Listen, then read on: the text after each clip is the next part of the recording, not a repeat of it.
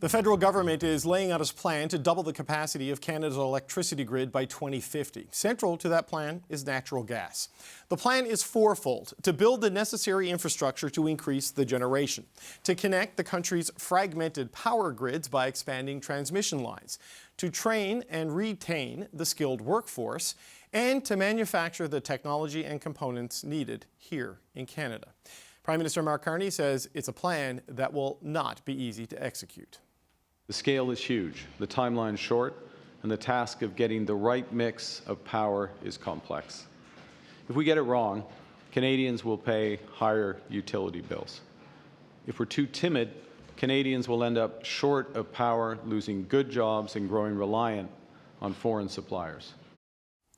Corey Hogan is the Parliamentary Secretary to the Minister of Energy and Natural Resources and an Alberta Liberal MP, and he joins me now. Corey Hogan, it's good to see you. Thanks for being here today, sir. Yeah, good to see you too. You saw the Prime Minister lay out the uncertainty of the plan, that if you get it wrong, Canadians are going to pay a whole lot more on their electricity, but if you're too timid, we'll have power shortages that will devastate the economy. How do you ensure Canadians you're going to get this big, bold pitch right?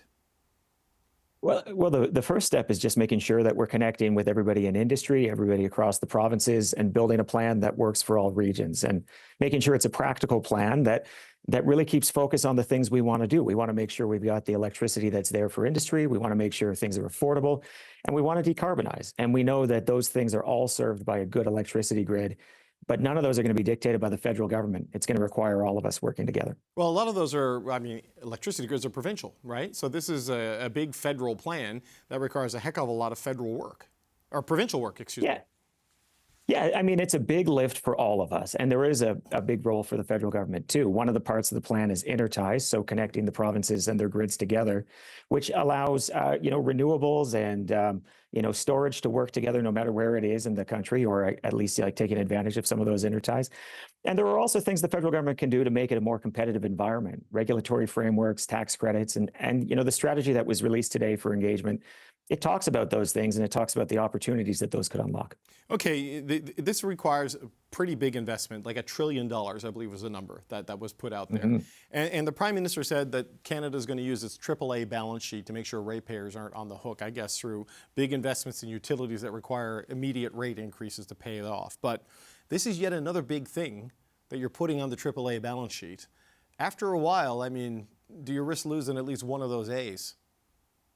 Look, and that's always a hypothetical risk, but I just want to underline to Canadians how far away that is. We've got by far the lowest net debt in the G7, and you'd have to have like 5 times as much on the debt side in order to get to the next closest country. The average is about 100% net debt. We're at 10%. So lots of room. We don't want to be foolish with it. We certainly want to make sure we're making prudent, practical investments, but there's no need for any concern on that particular front, as long as we do it smart and we keep our eyes focused on the objectives. Right, but look, a lot of the states we compare ourselves to are unitary states, so it's one level of government carrying the debt, right? The provinces do have significant debts, and electricity is in their jurisdiction. So if you're going to look at doing this big initiative, it can't all be on the federal government's balance sheet unless you're going to completely absolve the provinces and their utilities of taking on the debt. So how does this financing work? Because the ratepayer and the taxpayer are kind of the same people most of the time. How do you do this in a way that you protect ratepayers from price shock without saddling taxpayers with even more debt and more debt servicing costs?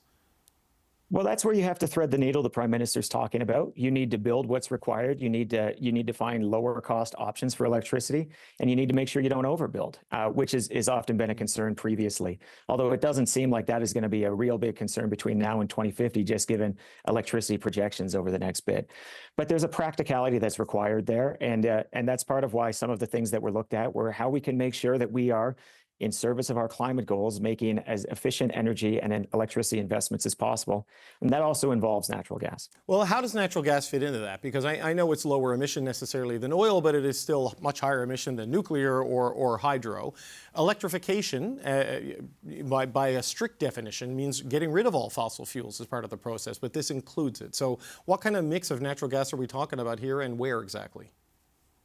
Yeah, I'm from Alberta, and one of the things that had the most significant effect on reducing the amount of CO2 that Canada produced between 2015 and 2026 was getting off coal and moving to natural gas. So it's certainly a much more climate-friendly fuel than some of the other alternatives that are out there. But it's also important to underline it's just part of a mix, right? That mix is going to include nuclear, it's going to include hydro, it's going to include things like renewables. And if we do this right, we can continue to have the most affordable and one of the greenest grids in the world, like we currently enjoy today.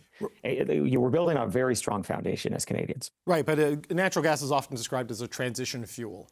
I mean, by 2050, you're expecting natural gas to be, what percentage of energy do you expect it to be in the mix in the country? Because the idea is that you transition to that until you can build the others at scale to move off of it. Yeah, and that's where the engagement and the consultation comes in to get to more specific numbers on that.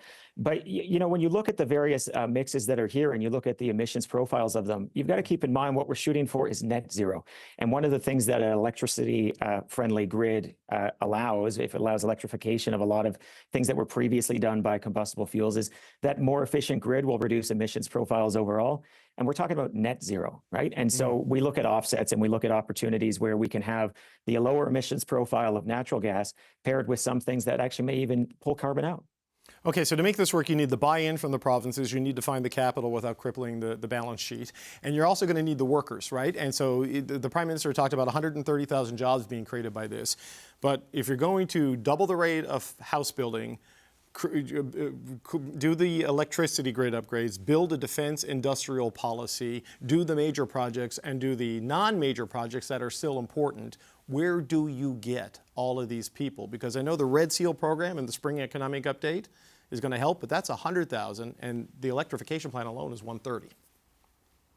Absolutely right. And that's why we are going to need to be working again with provinces and with post-secondary institutions and making sure that we are looking at those pipelines and making sure they're filled with people. The Spring Economic Statement was a massive investment in trades. It supports that trade ecosystem more broadly. It makes it much more clear how somebody can get involved and make sure that they're supported through getting their red seals. But we're going to have to push further. We know that. We know that people are coming to retirement ages. We know that the demands on the trades are going to be significant. But that means there's also huge opportunity in the trades.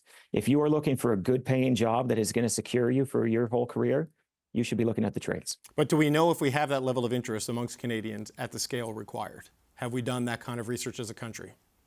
Yeah, well, so we're always tracking those things and the demand and the perspectives of people and where they might want to go. And what we know people are looking for is they're looking for stability and lifelong employment. And what we're seeing with some of these projects and this focus out to 2050 is you can have a good job, your family can have a good life with some of the benefits that are here. And this is all part of a rich package, right? We are talking about building out Canada in the electricity sense. We're talking about major projects. We're talking about diversifying with the world. It takes building. The Prime Minister always says it's time to build. Building takes builders, and this is a huge opportunity to grow our economy and create those jobs that are going to sustain families for generations to come. Well, look, Alberta Premier Daniel Smith says it's time to build a pipeline, and tomorrow the Prime Minister and the Premier are going to sign off officially on the Memorandum of Understanding. I know you'd be fired if you scooped the Prime Minister, so I'm not going to try to do that to you. But in terms of what they've agreed to here, this compromise on industrial carbon pricing, you've heard what Premier Eby had to say, I'm sure, that this makes BC less competitive than Alberta because Alberta is getting a preferential effective carbon rate. Do you expect whatever Alberta's number to become the floor for everybody now, that there will be a race to that figure across Canada for competitive reasons? Well, look, I would encourage people to stay tuned. I'm not going to scoop the Prime Minister, as you said, but what we have is a solution that allows us to do our climate goals, allow us to do our economic goals. And the MOU is a big document with many, many things. You're right. The Prime Minister has said that tomorrow is about that industrial price of carbon. But this is a complex area that includes transition plans. It includes things that can affect how it creates effective prices all over the place. And people are going to need to stay tuned and see exactly what comes out tomorrow. But can you really have one price for a polluter in Alberta and a different price for a polluter everywhere else? Well, I would just observe that the system, the carbon system that we have right now is designed for flexibility. We are really outcome focused. We want to be practical about these things, but the Quebec system looks nothing like, for example, the BC system looks nothing like the federal system or the Alberta system. And we sort of accept that that's a certain level of cooperative federalism. We want to be pragmatic. We want to push towards our climate goals. We want to make sure we're being good stewards of the environment. And we want to acknowledge that there are regional differences in all of these things as well. Okay, I have one last question to ask you. You saw, obviously, the court decision yesterday where the Elections Alberta approval of the separatism referendum petition was expelled or was quashed. The separatism groups say they'll appeal. Daniel Smith says they will appeal. Given that judgment and the time between now and October and all the concerns with the privacy breach, do you believe a referendum on Alberta separatism, it's responsible to have one in October? Do you think it should go ahead? I mean, personally, I've never thought a referendum is responsible, period. There's not an electoral mandate. Say what you will about Quebec separatism, but there are people that elect governments to be separatist to have questions like that. No such thing in Alberta. There was a change to the citizen initiative rules in Alberta that allowed these things to come forward under lower standards. And now, of course, we are crashing into a summer where at the end of it, we might just be looking around in September and saying, oh my goodness, it's a month until a referendum on the very future of this country. I guess I better give some thought to that. And I just don't think that's how any of this is supposed to work. I've always been greatly concerned about that.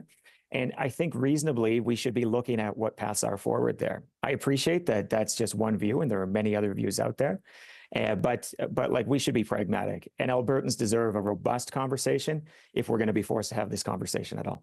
Okay, Corey Hogan, I know you got to go. I want to thank you so much for your time. That's Corey Hogan. He is the Parliamentary Secretary to the Minister of Energy and Natural Resources. Thank you, sir.